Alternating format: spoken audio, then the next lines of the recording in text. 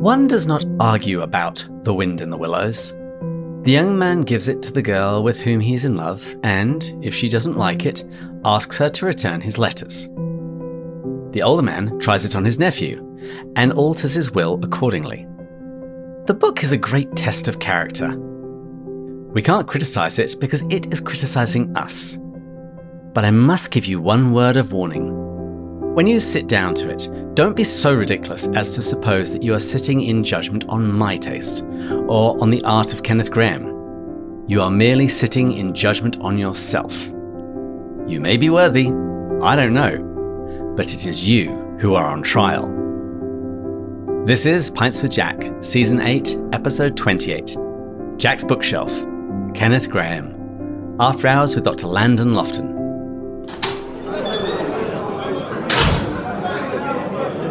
Welcome friends to Pints with Jack. This season we've read through Perelandra, but this month we'll be looking at Jack's Bookshelf. Each season we dedicate a month to looking at the books and authors who shaped the mind and thought of C.S. Lewis. And today we'll be looking at Kenneth Grahame. And if that opening quotation from A.A. Milne hasn't got you curious, I'm sure that Dr. Landon Loftin will finish the job. He is our guest today, and he's a husband and father of 3. He teaches for Gravitas, a global extension of the Stony Brook School. Dr. Landon Loftin, welcome back to Pints with Jack. Thanks, I'm glad to be back. What have you been up to since you were last on the show? I believe last time I was on the show, I had 2 children and no PhD. Now I have 3 children and a PhD, so some exciting developments over here. Advances on all fronts. Excellent, excellent. Well, I am drinking a hazy IPA from Best Day Brewing. How about yourself? Just Earl Grey tea today. Oh, good choice, good choice. Cheers. Cheers. So today we're talking about Kenneth Grahame, and I think this is probably one of the first authors we've done on Jack's Bookshelf that everyone might not be familiar with, and in particular might not recognize their name, although I think they'll almost certainly recognize probably his most famous book. So who is he? What do we know about him? And where does he fit in the scheme of English literature? Yeah. So Grahame lived from 1859 to 1932. So his career was like late Victorian through the Edwardian age. And he had a somewhat tragic childhood. His mother died when he was very young, and his father fell into a cycle of depression and addiction, more or less abandoning his kids to be passed around among the various relatives. But in the midst of this, Grahame found some considerable solace in the beauty of the natural world.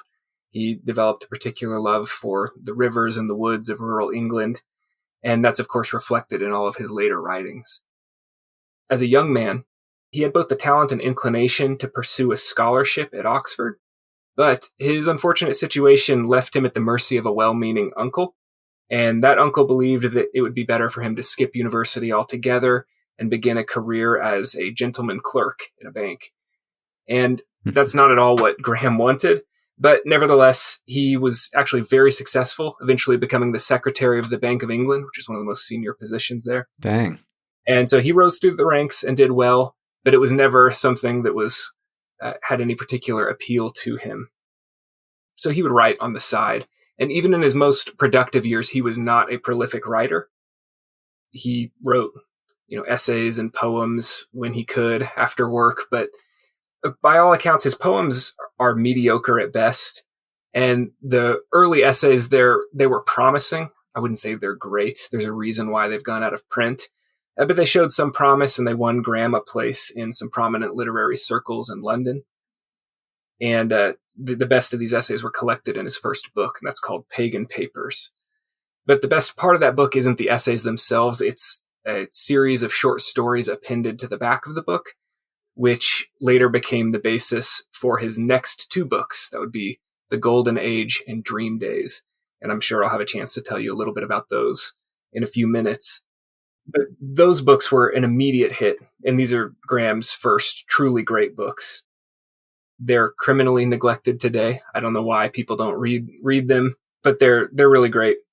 And in fact, they were so popular in Edwardian England that people were really disappointed when The Wind in the Willows came out, both critics and ordinary readers. But the explanation for this is that everybody was just hungry for more of these stories that he had been telling in the Golden Age and in Dream Days. And instead of a continuation of that, which everybody loved so much, they got like a badger, a mole, and a rat wearing smoking suits going on little adventures. And people just didn't get it at first. And so it took a while. But of course, eventually The Wind in the Willows came to be recognized for what it is. And people began to appreciate it and view it as Grahame's great masterpiece. And now it's the only book that he wrote that is remembered by most people today.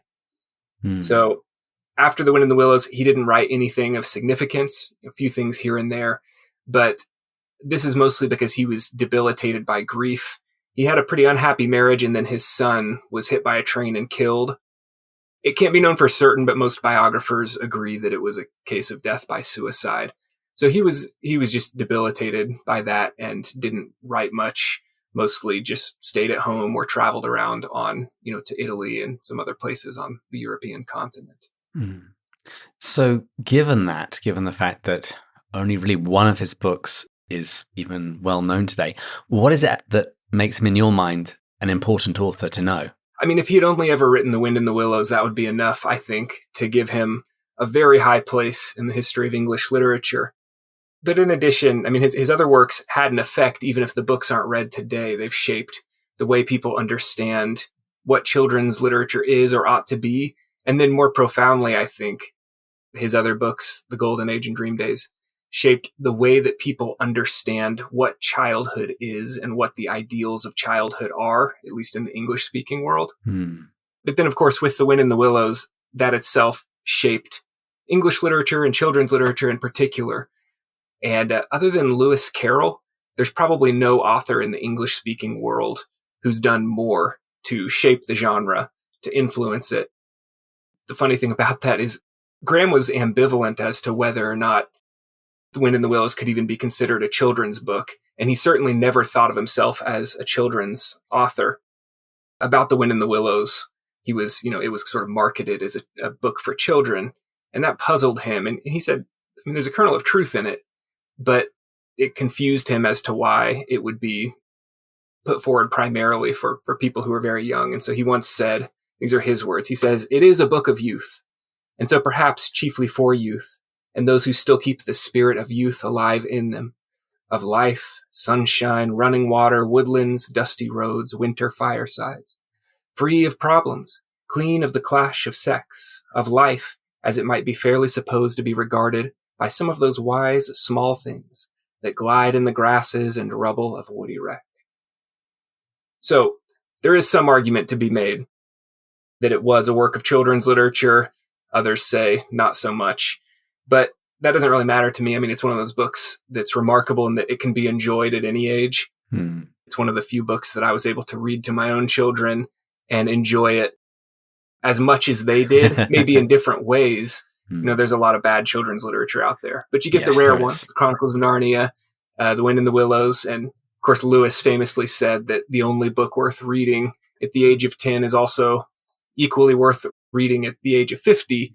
And he might have overstated that a little bit, but nevertheless, I get his point, and it does Grahame a lot of credit that his book fits the bill. You can read it to young children and they love it, and you can read it, after years of cultivating your own literary sensibilities and appreciate it just as much or more. It's funny that there was a question mark over whether or not it was children's literature, because I consumed that book in many different forms. There were several video cartoon versions. There was a book version. There was a book on tape that I remember listening to. So it was very present in my childhood, but it was a book where parts of it really unsettled me and really kind of scared me as well.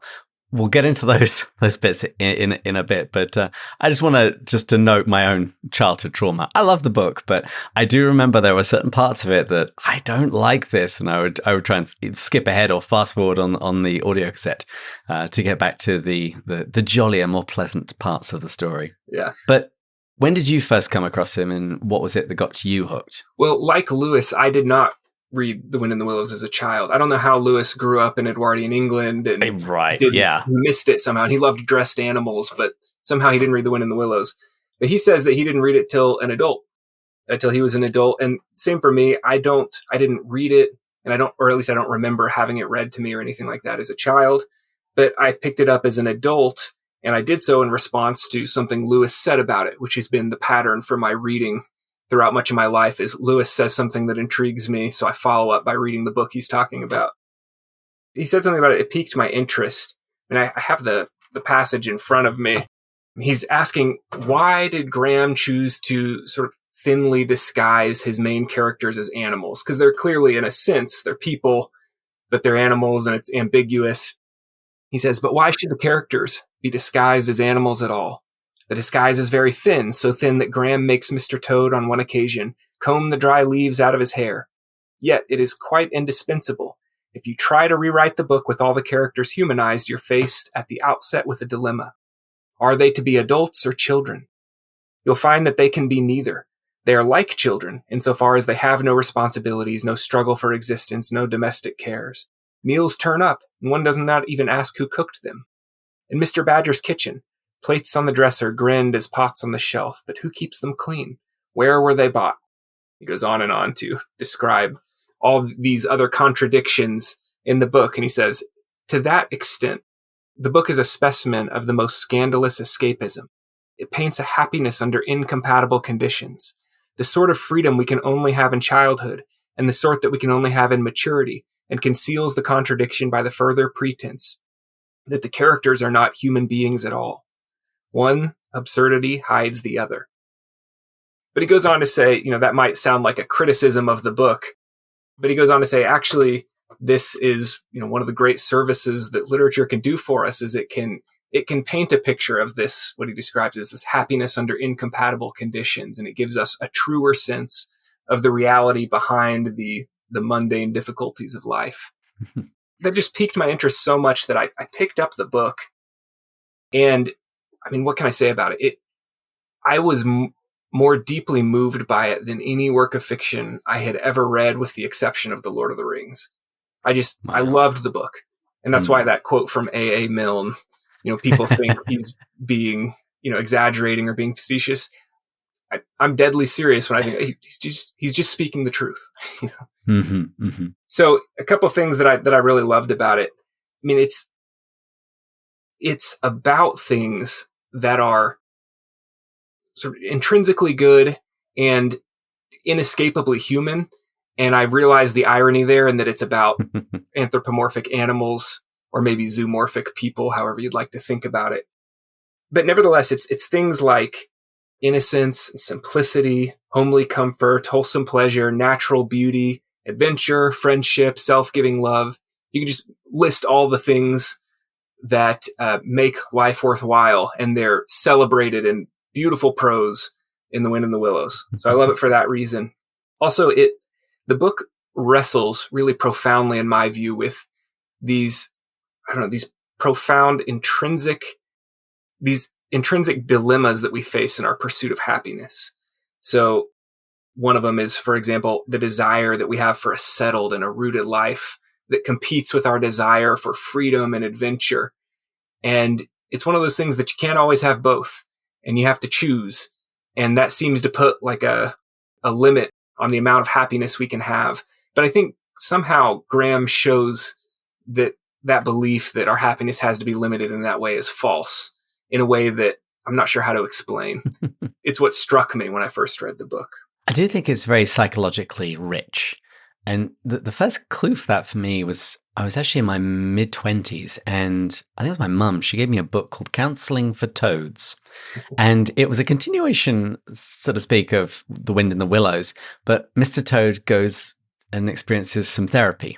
Yeah. And it explores some of the dynamics among the chief characters, so Mole, Rat, Badger, and of course Mr. Toad, and started plumbing into greater depths. And it was kind of funny, because at the time I thought it was just a joke. It was like, hey, this is a child's book that I probably haven't read in probably at least a decade.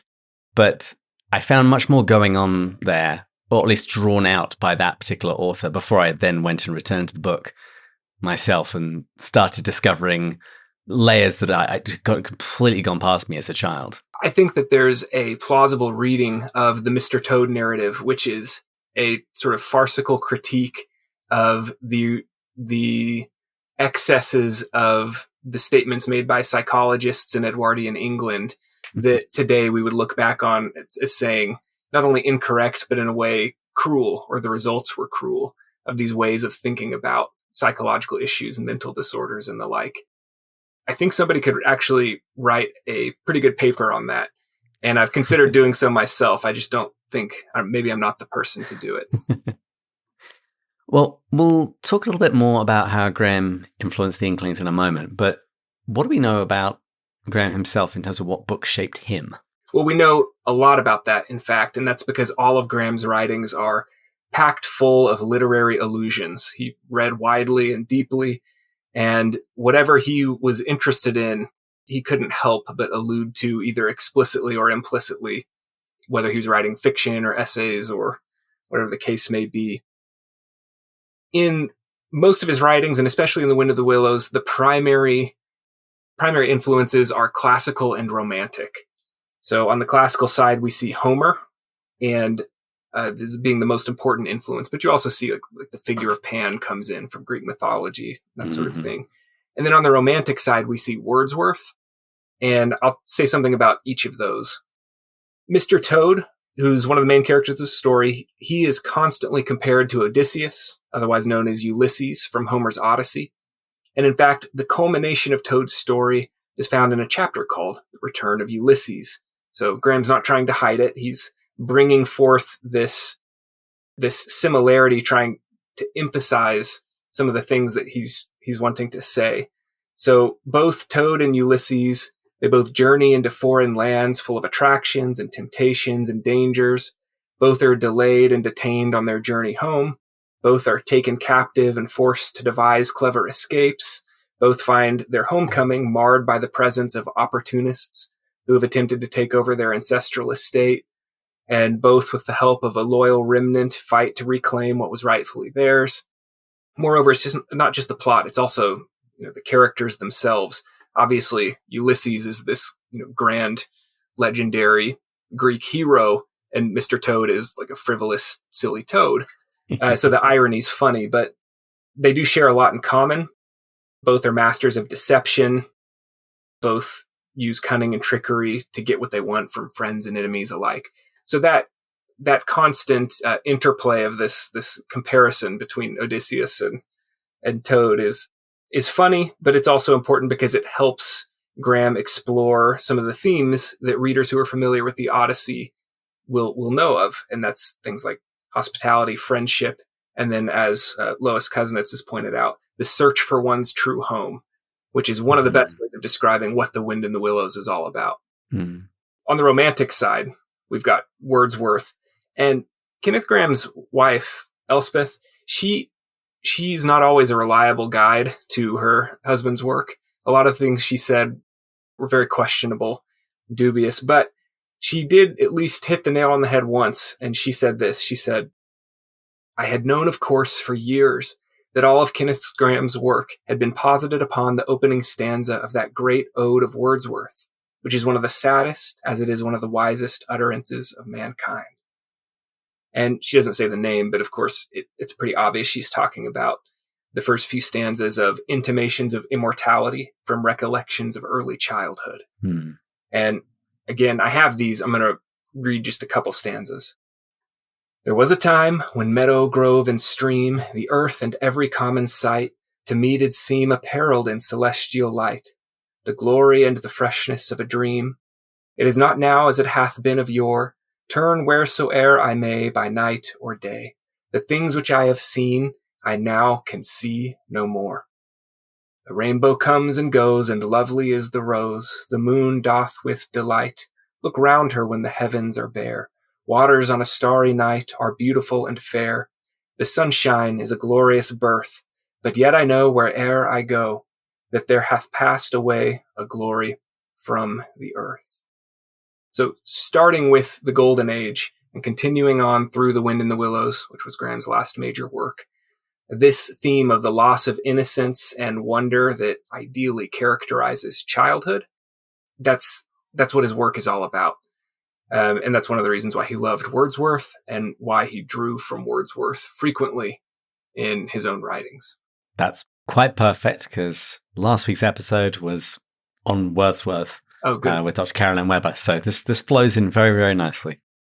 Well, let's talk about his works. You mentioned three chief ones, The Wind in the Willows, which I definitely want to talk more about, particularly when we get to Lewis. But what about those earlier two works, the stories? Could you just mind us sketching them out for us? The Golden Age and Dream Days, I recommend to people. They're really good books, even if they haven't received as much enduring attention as The Wind in the Willows. Briefly, they contain short stories, just like episodes in the lives of 5 Victorian children, and they portray their childlike perspective on both the natural and human worlds, in contrast to those same worlds as experienced and understood by the adults who care for them. They contain a sustained lament for the ways in which people lose their natural love for and connection to nature, by which Grahame seems to mean both the natural world and their own natural selves. That is, the selves that are not subject to the inhibitions and constraints that form the child's perspective, or that rather from the child's perspective characterize adulthood. And so again, Wordsworth is here in the background and all the romantics. But maybe the best thing would be for me just to read a couple brief passages from that. Lovely. This is the prologue of the Golden Age, and it's children, reflecting on the world as perceived by the adults around them. Say, these elders, our betters by a trick of chance, commanded no respect, but only a certain blend of envy, of their good luck and pity, for their inability to make use of it. Indeed, it was one of the most hopeless features in their character, when we troubled ourselves to waste a thought on them, which wasn't often, that, having absolute license to indulge in the pleasures of life, they could get no good out of it. They might dabble in the pond all day, hunt the chickens, climb trees in the most uncompromising Sunday clothes. They were free to issue forth and buy gunpowder in the full eye of the sun, free to fire cannons and explode mines on the lawn, yet they never did any of these things. No irresistible energy haled them to the church on Sundays, yet they went there regularly of their own accord, though they betrayed no greater delight in the experiences than ourselves.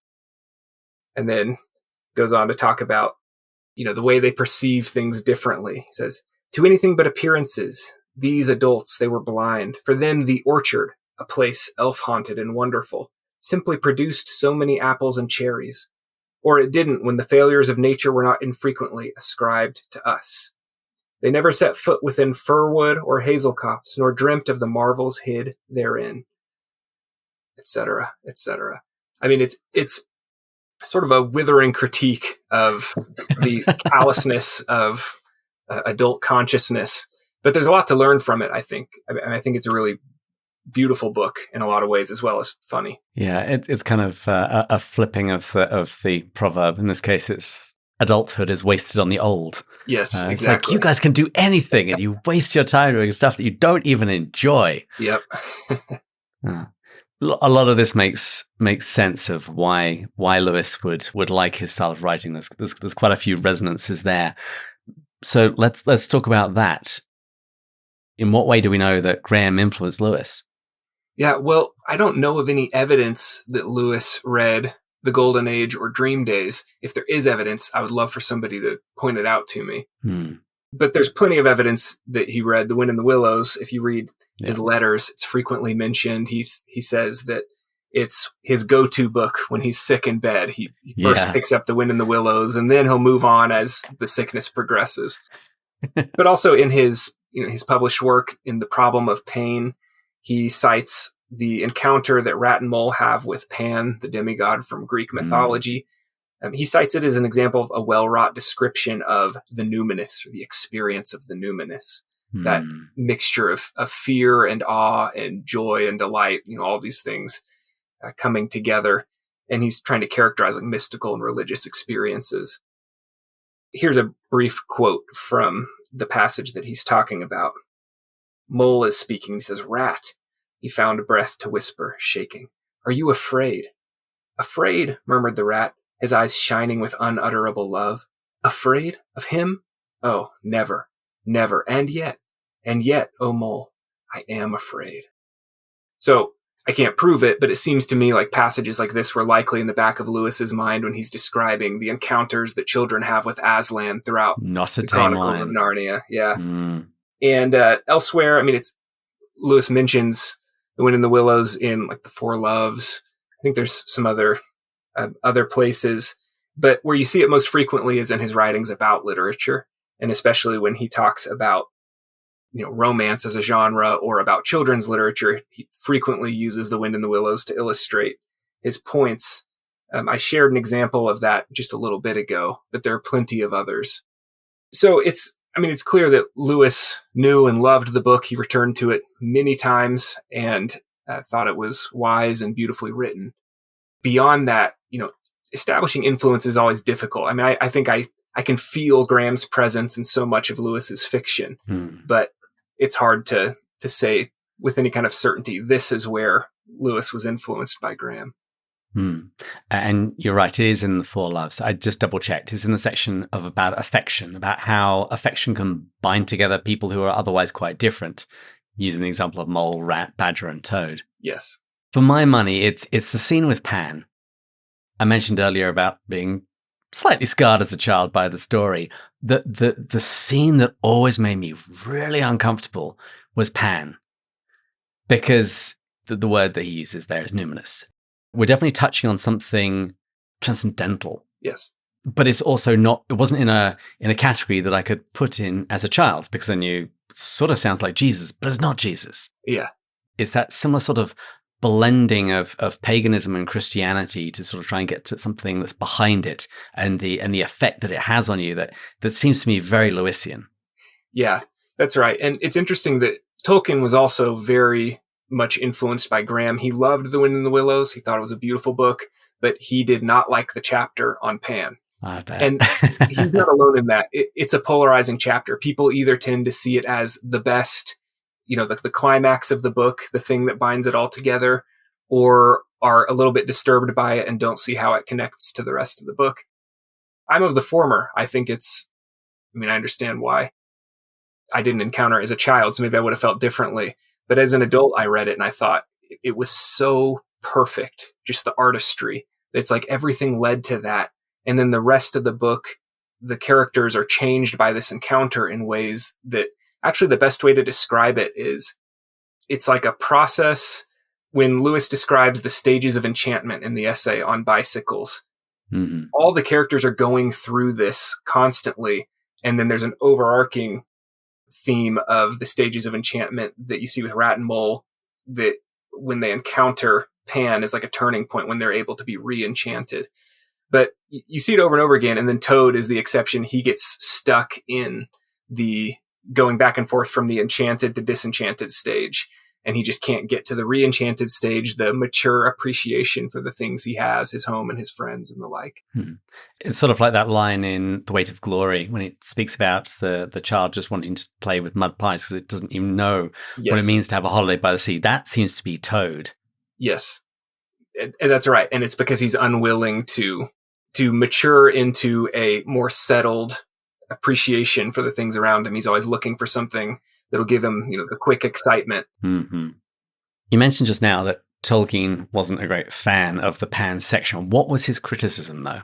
Yeah, so this is explored very effectively by Holly Ordway in Tolkien's Modern Reading, which is a great book, highly recommended. But part of it was just his aesthetic sensibilities. He didn't like the way that Grahame was bringing in a figure from Greek mythology into this, quiet English riverside setting. It just didn't sit well with him. And it's similar to the criticism often attributed to him of the Chronicles of Narnia, that it wasn't cohesive enough. There were too many elements being drawn arbitrarily from different artistic and literary traditions. So part of it was that.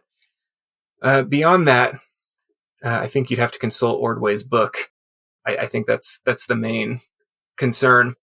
I think that for my own part, I understand Pan as the explicit manifestation of an archetype that characterizes the rest of the book. And so there's even a comment that Tolkien made where he said that Pan doesn't belong here, at least not explicit and revealed. And to me, I think, well, yeah, that makes sense to me. He was hidden throughout the rest of the book. And that's why it seems like a climax to me in the book, whereas other people say, what's going on here? Where did Pan come from? To my mind, Pan does what Phantastes did for Lewis. When he read Phantastes, he spoke about the bright shadow of that book being cast out into his world and re-enchanting it. I think for that very odd scene with Pan, it's just like a brief glimpse of everything that's going on behind the scenes in this quaint little riverside habitation and group of friends. Yeah, I think that's right. And I think that it's not a completely arbitrary choice just on the aesthetic side either. I mean, the name of the book is The Wind in the Willows. There's this ancient Greek myth about, Pan, how he came to have his pan pipes and, the wind blowing through the reeds, because The Wind in the Reeds, I think, was the original title, but it was already taken by another author. So it's like this music that's always there that they only really consciously hear for a moment in this moment of revelation. And then when they forget about everything that happens, because Pan gives them the gift of forgetfulness, it's like the music, they no longer hear it consciously, but it's like, it's always there, and it's always sort of surrounding us, and yet we're not conscious of it. Or maybe to refer back to Lewis, it's like we're going from looking at the beam to along the beam, meditation in a tool shed. For when Pan is revealed, we're looking at the beam for a moment, the beam that we've been looking along in the rest of the book. Yeah. That's how I understand it, at least. Now, if someone has never read any Kenneth Grahame before, how would you recommend they begin? Well, begin with The Wind in the Willows, if you haven't read it, of course. If you read it and enjoy it, pat yourself on the back for being a person of great aesthetic sensibility. And then go read The Golden Age and Dream Days. There's also a great biography, a really good biography of Grahame by Peter Green, who was a classicist at Oxford. So that would be the place to go next if you just want some more. And as I mentioned earlier, Wind in the Willows has received many adaptations. Are there any that you particularly like, or is it always not as good as the book? I think a lot of the adaptations have done a great disservice to Grahame. So I know that, again, other people might have encountered those in childhood, and I did not. And so they might have nostalgia supporting their like. Nostalgia and trauma. The weasels. The weasels in the 1984 stop motion one. Oh my goodness. I think I still have nightmares about them. Yeah. I mean, I think there are adaptations, and, people have written various books that are supposed to be continuations of The Wind in the Willows. I'm not really a fan of any of them, because I think what they do is they create a false impression that people read back into the text of The Wind in the Willows and fail to see that it really is one of the great works of English literature. It's not just a cute little story for kids, that it's a beautiful story. It's a profound story. It has, I think, an intensely intricate structure, and, just has formal complexity and all the things that make a novel great. And of course, it's beautifully written. So that's why I'm never inclined toward any of the adaptions, but, I'm not familiar with all of them. Maybe some of them are great. Well, next time we speak, I expect you to have watched a few more of them and experienced the trauma that little 4-year-old David did when he first saw on them. Is there anything else you'd like to say before we wrap up? Any projects that you're working on now that you are a doctor? Yeah, I'm editing a collection of essays on G.K. Chesterton. It's called lovely. Chesterton and the Philosophers. That'll be out sometime this year. I am about a third of the way through a manuscript about The Wind in the Willows. It'll be called A Place in the Wide World, though I have no idea when I'll have that done. It might be a few years. And then I'm also writing a biography of Owen Barfield. So I'm staying busy. Excellent. And we'll see when those get done, but I'm working on them. Excellent. Well, when any or all of those are done, reach out to me. We'll have episodes on all of them. Great. Chesterton, Wind in the Willows, and Barfield. Always good topics here on Pints with Jack. Well, Dr. Landon Loftin, thank you so much for coming on the show. Where can people go to pick up your book, which you talked about on the show last time? What Barfield Thought, which I co-authored with Max Leaf. You can just get it on Amazon or the Whipped in Stock website. Excellent. Well, there'll be links in the show notes to all of the things that we've mentioned, all of the books of Grahame, Dr. Loftin's book, as well as some of the more traumatic adaptations that I watched as a child. I hear the call for final drinks, so thanks again to Dr. Loftin, our intern Julia, our sound engineers Taylor and Sarah, and our patron supporters, particularly our top-tier supporters, Dan, Jody, Robert, Mark, Rowdy, Angela, David, Peter, Kate, James, John, Sarah, Rebecca, Megan, Brian, Joanna, Kelly, Stephen, Gary, Paul, Kay, Becca, Shane, Thomas, Amanda, Joelle, Erica, Matt, James, Bud, Aldo, Kevin, Mark, and of course, all of you for listening. All the co-hosts pray for our listeners every time we release an episode. And if you've enjoyed this episode, maybe today mess about in a boat or take a ride in a motor car and say boop boop. And please join us next time when we'll continue going further up and further in. Cheers. Cheers.